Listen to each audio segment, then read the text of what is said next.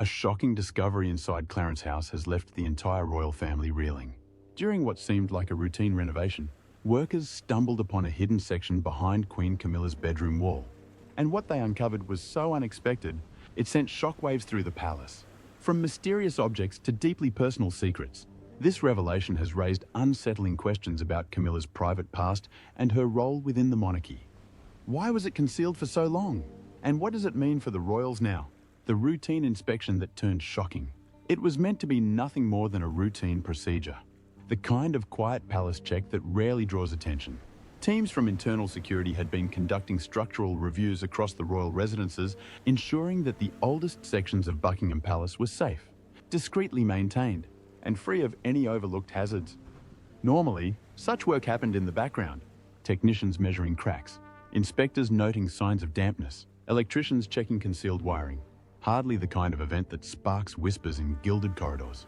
Yet on this day, inside Queen Camilla's private suite, Buckingham Palace, one of the most famous buildings in the world, a symbol of Britain, something unusual stirred. Her bedroom, elegant but heavily shielded from prying eyes, was scheduled for inspection under the guise of structural reinforcement. Centuries-old plaster, ornate cornices, and heavy drapery made the room not just regal, but unusually difficult to survey.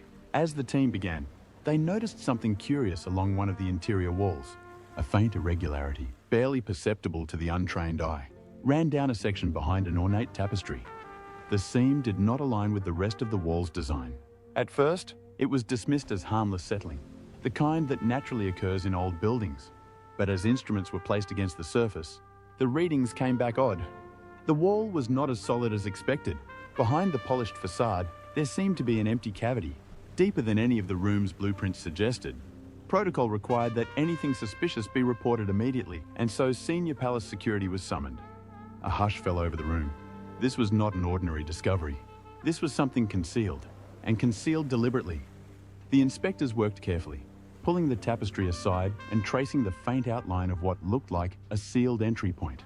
Dust gathered thick at the seams, suggesting it had not been touched in decades. By now, even the most seasoned members of the team felt the shift in atmosphere.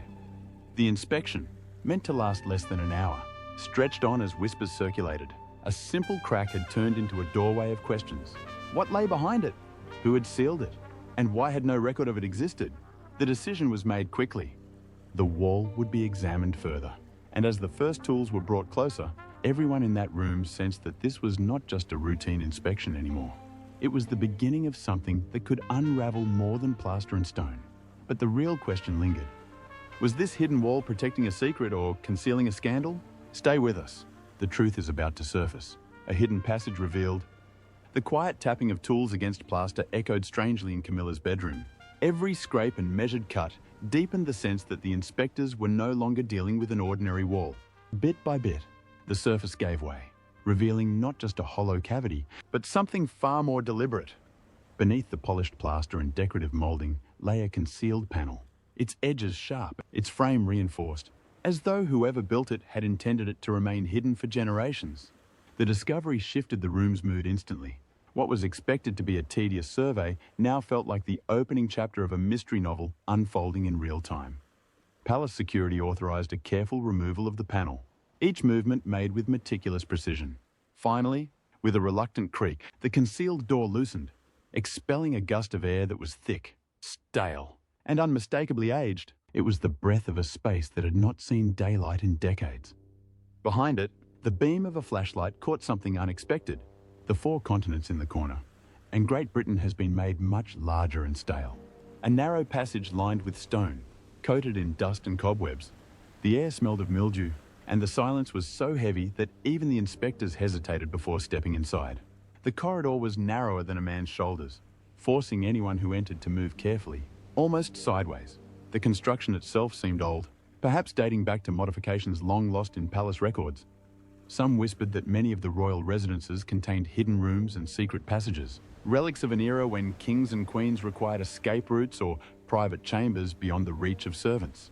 But this felt different. The architecture was less like an escape route and more like a vault, deliberately sealed, deliberately forgotten. Palace blueprints confirmed the strangeness. No mention of a hollow corridor in that section of the building, No record of additional chambers branching off Camilla's suite. Down in the King's, there is a map above the fireplace. Whoever created it had ensured its secrecy by omitting it from official documentation. Step by cautious step, the inspection team moved forward. Dust fell from the ceiling with every motion, and the faint scuttling of unseen insects made the silence even more unnerving. The deeper they went, the clearer it became that this was no simple structural quirk. The passage had been deliberately closed off, and yet something lay waiting at its end. De gang eindigde in een kleine nis, waarvan het metselwerk donkerder en meer versleten was. Daar, nauwelijks verlicht door de wapperende zaklampen, stond een groot object, een kist, afgesloten, verweerd en griezelig misplaatst. Het zag eruit alsof het daar met opzet was neergezet en vervolgens aan de tand des tijds was overgelaten. Het team wisselde blikken uit. Wat begon als gipsstof in een koninklijke slaapkamer, had hen naar een vergeten kamer geleid. En terwijl ze zich klaarmaakten om de kist te onderzoeken, werd één waarheid duidelijk. Iemand had er alles aan gedaan om ervoor te zorgen dat het nooit gevonden zou worden. De kist in de schaduwen. Het object stond stilzwijgend aan de andere kant van de verborgen gang. Gehuld in stof alsof de tijd zelf had geprobeerd het te begraven.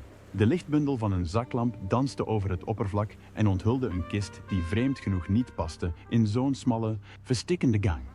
Zwaar, rechthoekig en vastgemaakt met ijzeren beslag, leek het eeuwen ouder dan de kamer waarachter het verborgen lag. De scharnieren waren verroest, het hout krom getrokken door de jaren, maar het slot bleef hardnekkig intact, alsof het doelbewust was verzegeld, niet zomaar achtergelaten. De inspecteurs aarzelden even, onzeker of ze verder moesten gaan. Het ontdekken van een ongedocumenteerde kamer was één ding, maar een object dat zo bewust verborgen was, verhoogde de inzet. Het protocol vereiste dat de paleisbeveiliging onmiddellijk de controle overnam.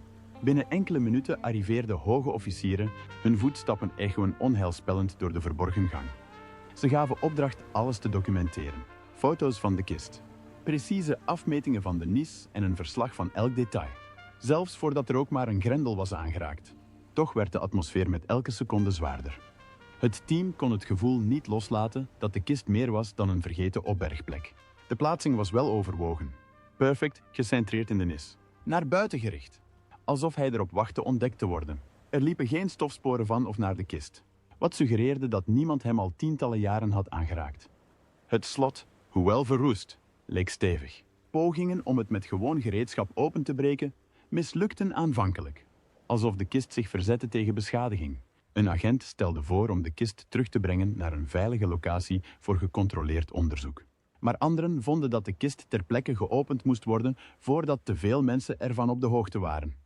Alleen al het debat onderstreepte hoe ongebruikelijk de ontdekking was. Dit was niet zomaar een reliquie uit de paleisgeschiedenis. Het was iets dat met opzet verborgen was gehouden. Uiteindelijk werd besloten om voorzichtig maar direct te werk te gaan. Koevoeten en speciaal materieel werden ingezet, waarvan het gekletter tegen de ijzeren beslagen echode door de nauwe doorgang. Elke klap voelde luider dan de vorige en galmde door de magen van alle aanwezigen. Eindelijk, na wat een eeuwigheid leek, brak het slot met een schokkende knal. Een tijdje bewoog niemand. De kist stond kwetsbaar. Zijn geheimen waren slechts enkele centimeters van de buitenwereld verwijderd. Zaklampen hingen erboven, wachtend tot het deksel werd opgetild. De hoogste officier gaf het bevel en langzaam, met een kreun van protest door de verroeste scharnieren, ging de kist open. Wat erin lag, waren geen stapels goud, vergeten juwelen of oude paleisinventaris. In plaats daarvan onthulde de eerste bliklaag een perkament, met linten gebonden bundels en door de jaren dof geworden leren omslagen. De kamer werd stil. Wat dit ook was, het was geen triviale ontdekking. Het verleden, zo leek het, was opzettelijk weggestopt en eiste nu omgehoord te worden. Maar wat als deze kwetsbare pagina's niet alleen herinneringen waren, maar bewijs van lang begraven geheimen? Blijf kijken. De onthullingen zijn nog maar net begonnen. Inhoud die de verwachting tartte. Toen het deksel van de kist eindelijk krakend openging, boog het team zich dichterbij. Zich schrap zettend voor wat ze dachten dat verouderde inventarissen, vergeten grootboeken of misschien zelfs weggegooide persoonlijke bezittingen waren. Maar de aanblik voor hen verstomde elke ademhaling in de nauwe doorgang.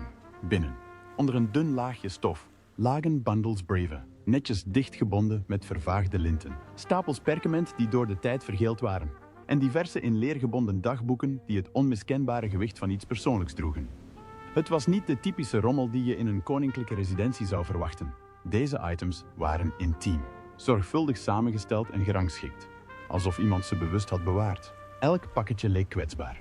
Het papier zo dun dat het bij de minste of geringste mishandeling kon verkruimelen.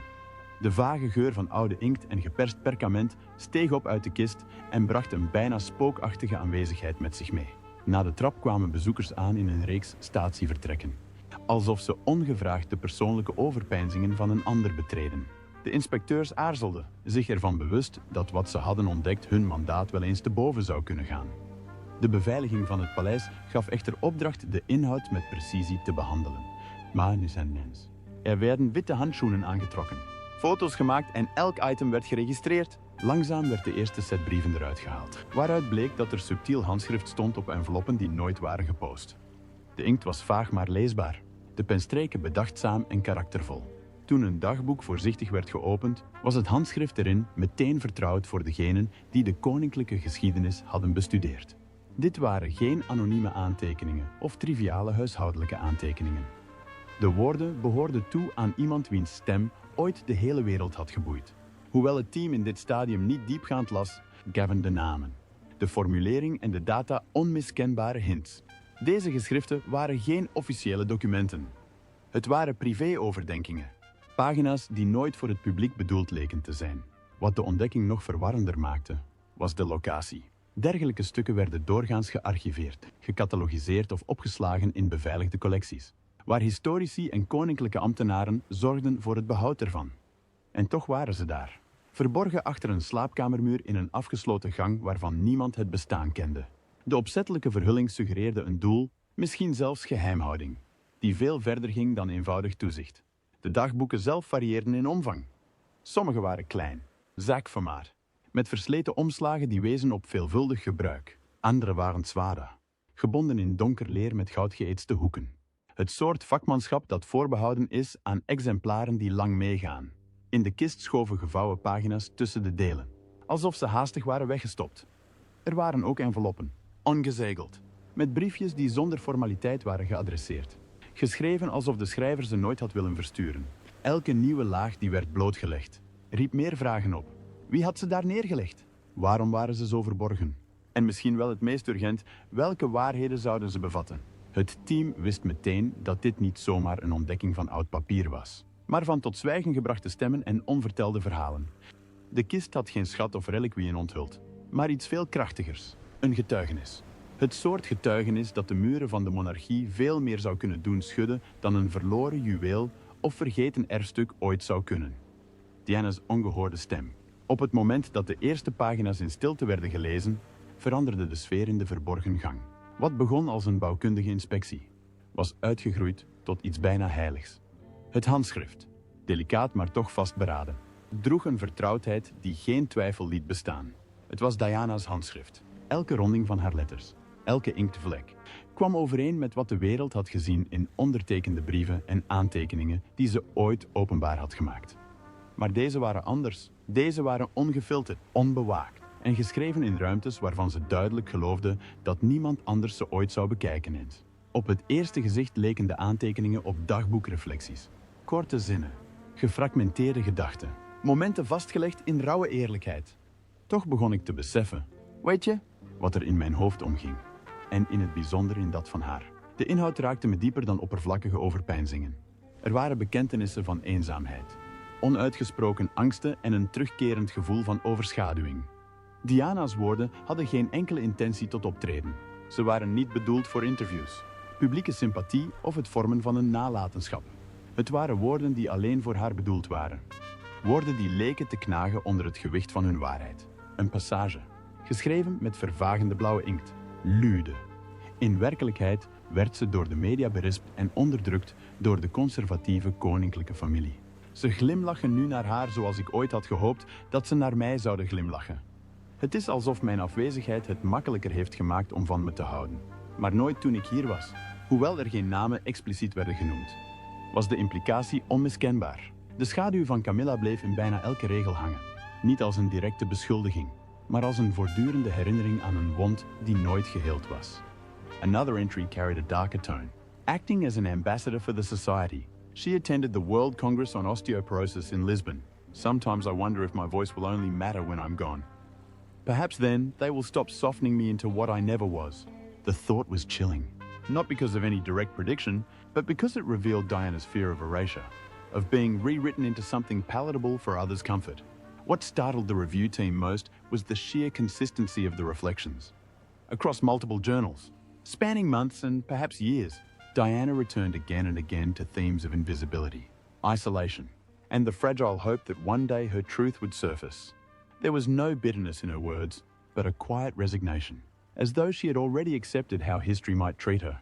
Mixed among these reflections were letters, unsent, addressed without stamps. Some folded and tucked into journals, as if hidden from even herself. These letters carried the same voice, but took on a more intimate tone. They were written to unnamed recipients, though the context hinted at family, at confidants, perhaps even at her sons when they were too young to understand.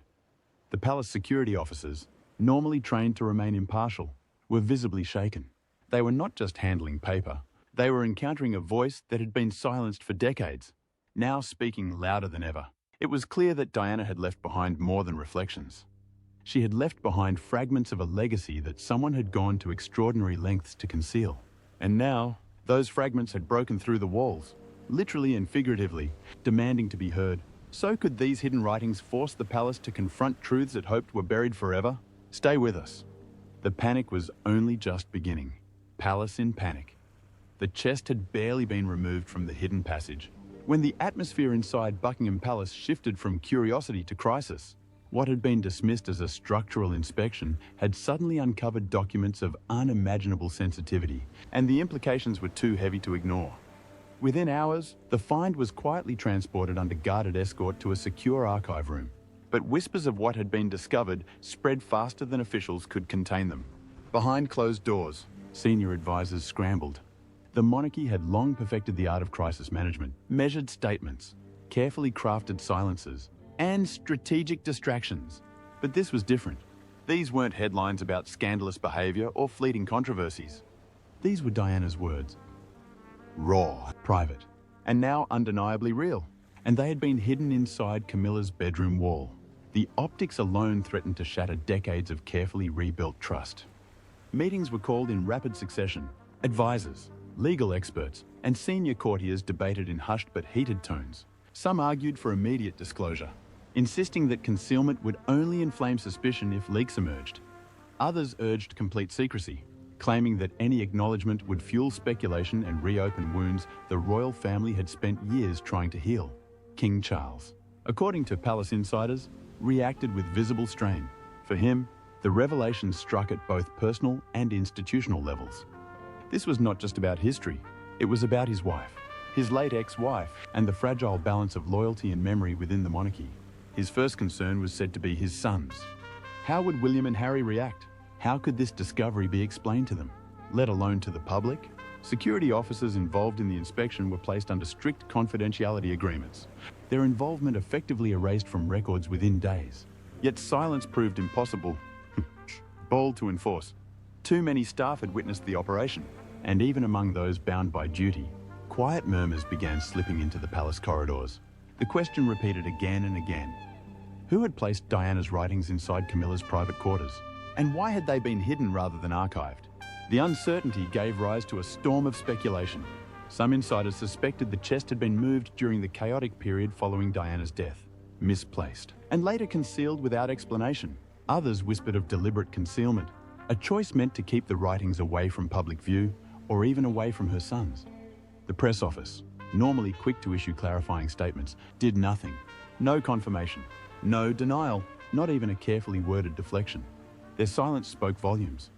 The absence of control, the lack of narrative, created an even greater vacuum, one the media and public were eager to fill. What had started as a hidden wall and a dusty chest had now evolved into something much larger, a test of transparency, loyalty, and the monarchies to survive truths it had long hoped would remain buried. For the palace, panic was no longer about what had been found. Play our part in making our children feel valued. It was about what might happen if the world learned everything Diana had left behind. But was the silence a shield to protect the crown, or a sign that Diana's truths could shatter it? Stay tuned. The Prince's awakening says it all. William and Harry's painful awakening. When word of the discovery reached Diana's sons, It wasn't delivered through formal palace channels or carefully prepared briefings. Instead, fragments of information trickled into their worlds. An urgent message here, a hushed explanation there, until the reality became undeniable. Their mother's private words, hidden for decades, had been found sealed behind a wall in Camilla's bedroom.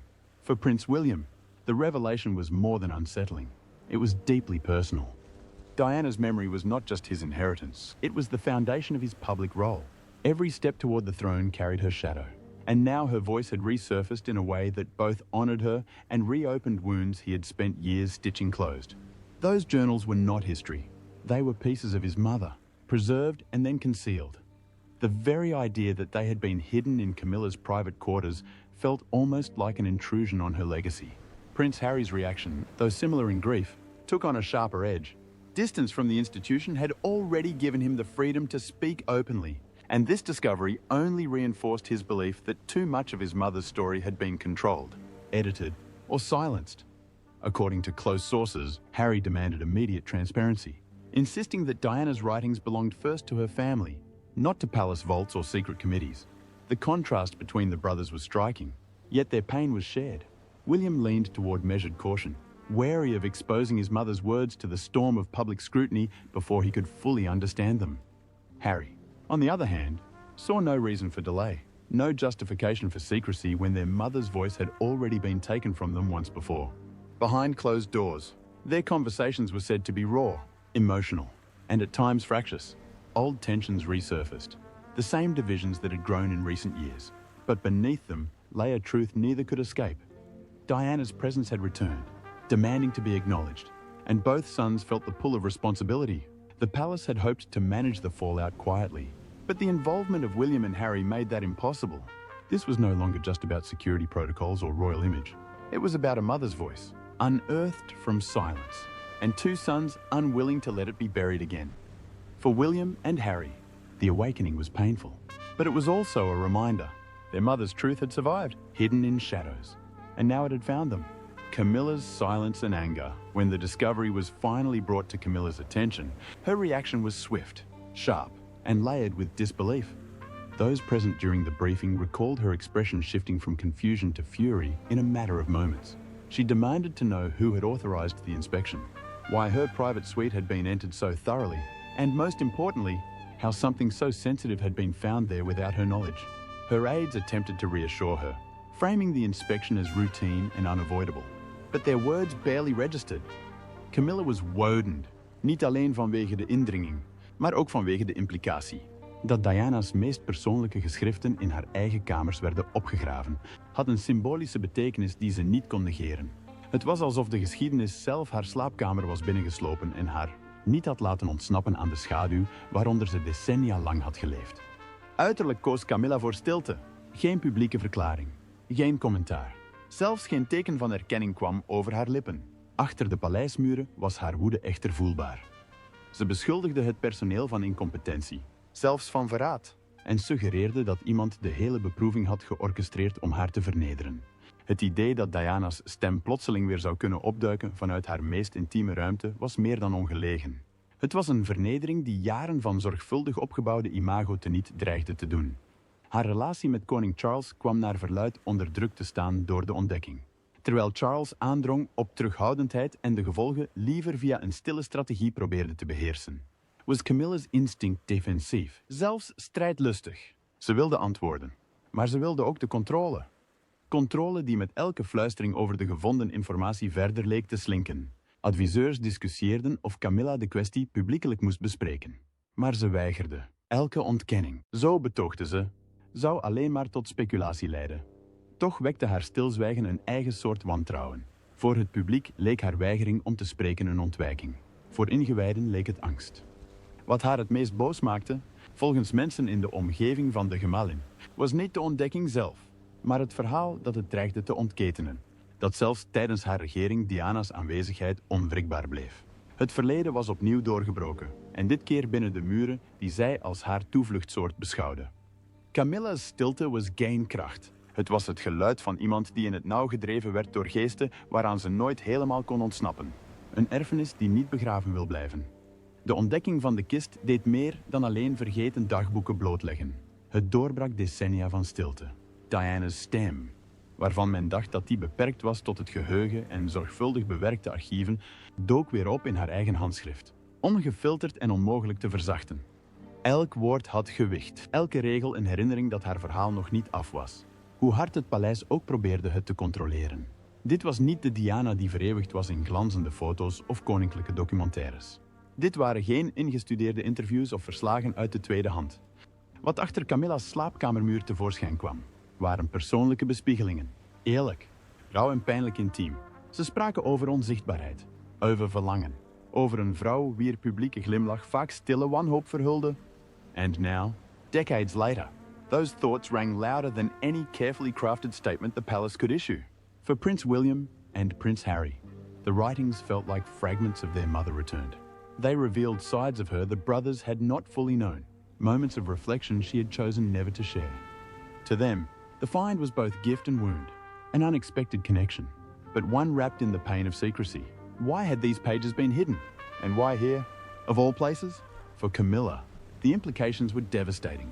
It wasn't just that Diana's journals had been uncovered. It was where they were uncovered. Behind her bedroom wall, in her private quarters, the symbolism could not be dismissed, even without proof of how the writings ended up there. The discovery painted her as the keeper of another woman's silenced truth. Within Buckingham Palace, the atmosphere shifted from anxiety to reckoning. Courtiers debated, advisors argued. But the reality was unavoidable. Diana's voice had shadows. The monarchy, built on order and control, now faced a force it could not contain.